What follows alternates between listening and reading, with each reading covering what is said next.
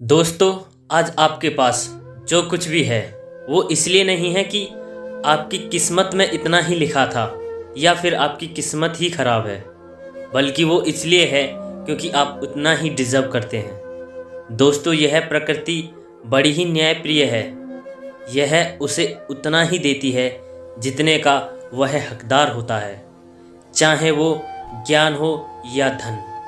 अभी आपके पास उतना ही है जितने की आप हकदार हैं, लेकिन अगर आपको इससे भी ज़्यादा चाहिए तो आपको उसके काबिल बनना होगा। दोस्तों, ऐसा कौन सा गुण है जो आपको काबिल बनाता है? क्या आप उस गुण के बारे में जानना चाहते हैं? अगर आप जानना चाहते हैं तो आप गौतम बुद्ध के जीवन की इस कहानी को अंत तक ध्यान से ज़रूर सुनिए। दोस्तों, इस कहानी को सिर्फ समझिए मत, बल्कि इस कहानी को अपने भीतर उतर जाने दीजिए। तो बिना समय गवाए चलिए कहानी को शुरुआत करते हैं। दोस्तों, एक बार गौतम बुद्ध को एक सभा में भाषण करना था और जब सभा का समय हुआ तब बुद्ध वहां आए और बिना बोले ही वहां से चले गए। तकरीबन 100 से भी ज़्यादा लोग बुद्ध का उस सभा में इंतज़ार कर रहे थे और बुद्ध के इस तरह के व्यवहार को देखकर सभी लोग चौंके, लेकिन किसी ने बुद्ध को कोई प्रश्न नहीं किया। दोस्तों, अगले दिन फिर से सभा का आयोजन हुआ और दूसरे दिन सभा में लोगों की संख्या तकरीबन घट गई। इस बार तकरीबन 80 लोग सभा में बैठे हुए थे। बुद्ध सभा में आए, लेकिन इस बार भी बुद्ध ने वही किया। यानी बुद्ध इस बार भी आए और बिना कुछ बोले ही वहाँ से चले गए। लोग दोबारा से चौंके, लेकिन किसी ने भी बुद्ध से कोई प्रश्न नहीं किया। अगले दिन सभा का आयोजन फिर से किया, लेकिन इस बार सभा में लोगों की संख्या और घट गई। इस बार सभा में केवल 50 लोग ही आए हुए थे। बुद्ध सभा में फिर से आए और उन्होंने इधर उधर देखा और बिना कुछ बोले ही सभा से चले गए। उसके बाद कुछ लोग क्रोधित भी हुए क्योंकि लोगों ने अपना काम छोड़कर आए हुए थे, लेकिन किसी ने भी बुद्ध से कोई प्रश्न नहीं किया। अगले दिन फिर से सभा का आयोजन हुआ। दोस्तों, आप लोग जो कहानी सुन रहे हैं, आप में से भी कुछ लोग मन ही मन कह रहे होंगे कि अरे कितनी बार सभा का आयोजन होगा, और आप लोगों को भी इस कहानी को सुनते वक्त इरिटेशन होना शुरू हुआ होगा। और जिन जिन लोगों को भी अभी इरिटेशन शुरू हुई है, उन लोगों को तो यह कहानी बड़े ध्यान से सुनकर समझनी चाहिए, क्योंकि यह कहानी आपके लिए ही है। अगले दिन फिर से सभा का आयोजन हुआ, लेकिन इस बार सभा की संख्या और ज़्यादा घट गई थी। यानी कि इस बार सभा में सिर्फ 30 लोग ही थे। फिर उसके बाद बुद्ध सभा में आए, मुस्कुराए और फिर से बुद्ध ने वही किया, यानी बिना कुछ बोले ही वहाँ से चले गए। इस बार भी लोग बहुत क्रोधित हुए और इस बार लोगों ने पीछे से कुछ कहा भी और बड़बड़ाई भी, लेकिन बुद्ध ने उनके किसी भी प्रश्न का उत्तर नहीं दिया। दोस्तों, अगले दिन फिर से सभा का आयोजन हुआ और इस बार लोगों की संख्या बहुत ज़्यादा घट गई। यानी इस बार सभा में कुल मिलाकर 15 लोग ही आए हुए थे।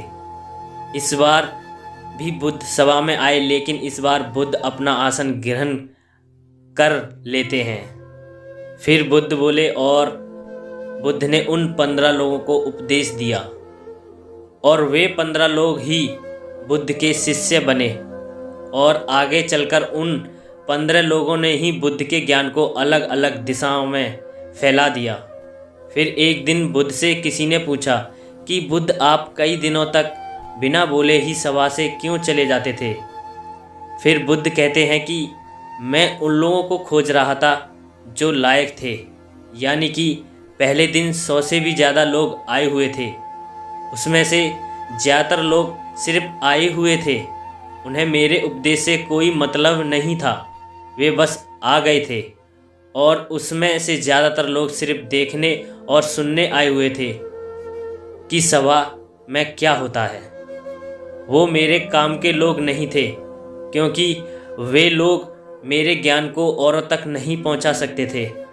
मुझे तो उन लोगों की खोज थी जो मेरे ज्ञान को जन जन तक पहुंचा सके। कई दिनों तक सभा से बिना बोले ही इसलिए चला गया क्योंकि मैं यह देखना चाहता था कि वे कौन लोग हैं जिनके भीतर वास्तव में प्यास है।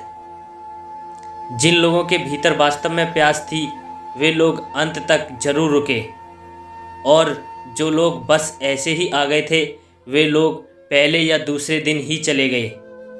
जिनके भीतर धैर्य था उन्हें मुक्ति का मार्ग भी मिला, और जो लोग जल्दबाजी में थे वे लोग अब घर बैठे हुए हैं। सवाल यह नहीं है कि मैं तुम्हें क्या दे सकता हूँ, बल्कि सवाल यह है कि तुम क्या ले सकते हो।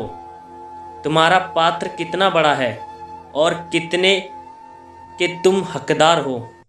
जितने के तुम हकदार हो उससे ज़्यादा तुम्हें नहीं मिलेगा। फिर वह व्यक्ति बुद्ध से पूछता है कि बुद्ध लायक कैसे बने। फिर बुद्ध कहते हैं कि धैर्य के द्वारा।